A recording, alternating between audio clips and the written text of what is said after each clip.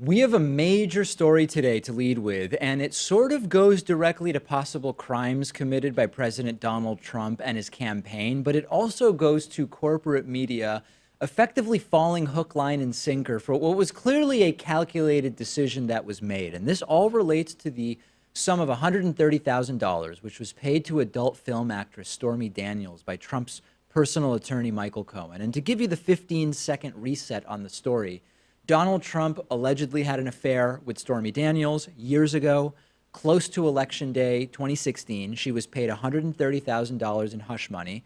She was also asked to sign a non-disclosure agreement. And the story that we've been told so far is that the $130,000 came not from Donald Trump, nor from Donald Trump's campaign, which would potentially be illegal, but from Michael Cohen, Trump's lawyer, personally, and that Donald Trump neither knew about the payment nor the non-disclosure agreement, nor did he ever repay Michael Cohen the $130,000.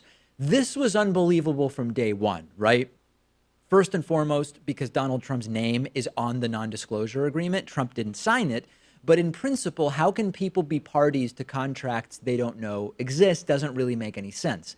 And in addition to that, it was always hard to believe that the $130,000, which Michael Cohen had to mortgage his house to obtain, were never returned to him by the billionaire Donald Trump. It always seemed like a legal and PR manipulation to claim that Cohen paid the money just out of the goodness of his heart, out of love for Donald Trump, as Michael Cohen's attorney said to Megyn Kelly a few weeks ago.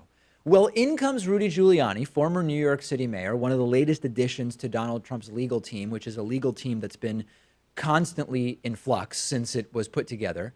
And Giuliani goes on Fox News last night and he says, oh yeah, Donald Trump did pay Michael Cohen back for the $130,000, which obviously contradicts the idea that Trump didn't know about the payment. It obviously contradicts the idea that Donald Trump didn't pay Michael Cohen back, which is what we were told. And hypothetically, it means that there could have been a crime, depending on whether the source of that money was Donald Trump personally or the Trump campaign. But it also potentially eliminates some other crime. So let's get to the video clip. Here is Rudy Giuliani on Fox News last night. I was talking about the $130,000 payment, right, the settlement payment, which is a very regular thing for lawyers to do. The question there was, the only possible violation there would be, was it a campaign finance violation, which usually would result in a fine, by the way, not this big stormtroopers coming in and breaking down his apartment and breaking down his office. That was money that was paid by his lawyer, the way I would do, out of his law firm funds or whatever funds, doesn't matter. The president reimbursed that over a period of several months. He had said, I distinctly remember that he did it on his own. He did? Without asking. Look, I don't know. I haven't investigated that. No reason to dispute that. No reason to dispute his recollection. Right, I like Michael a lot. You like Michael a lot. A long time. Oh, yeah. I feel very bad he's been victimized like this. The president feels even worse. By the way, again, Sean Hannity saying he's known Cohen a while without mentioning he actually worked with Michael Cohen, but that's not going to rate today. Rudy Giuliani, after this interview, told the New York Times that this isn't just something he's saying, but that he has documents which show that Donald Trump did make this payment. So the obvious question is, why admit this? All along, Trump claimed that he didn't pay him back, didn't know about it. Seems like an unforced error, right?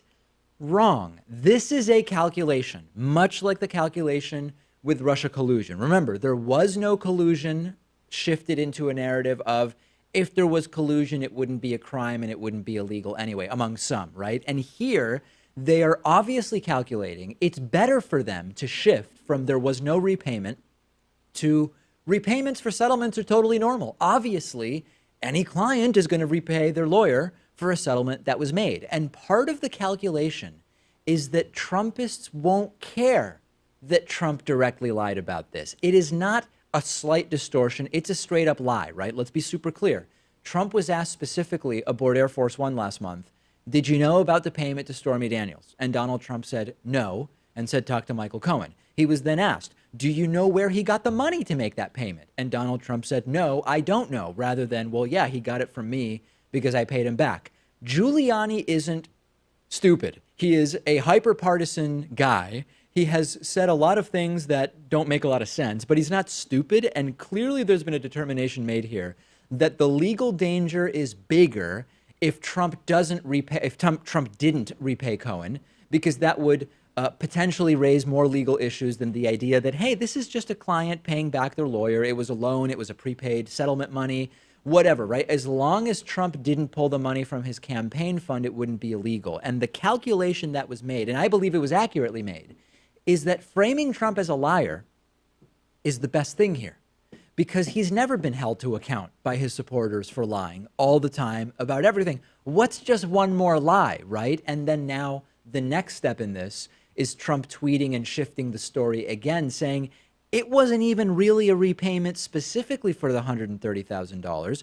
Trump just regularly paid retainers to his attorney, Michael Cohen. This is actually genius. Check out this series of 3 tweets this morning where Donald Trump said, Mr. Cohen, an attorney, received a monthly retainer, not from the campaign and having nothing to do with the campaign, from which he entered into through reimbursement a private contract between 2 parties known as a non-disclosure agreement, or NDA. These agreements are very common among celebrities and people of wealth.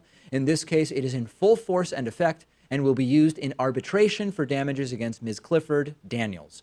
The agreement was used to stop the false and extortionist accusations made by her about an affair, despite already having signed a detailed letter admitting there was no affair. Prior to its validation by Ms. Clifford and her attorney, this was a private agreement. Money from the campaign or contributions played no role, R-O-L-L, by the way, instead of R-O-L-E, in this transaction. America, 2018.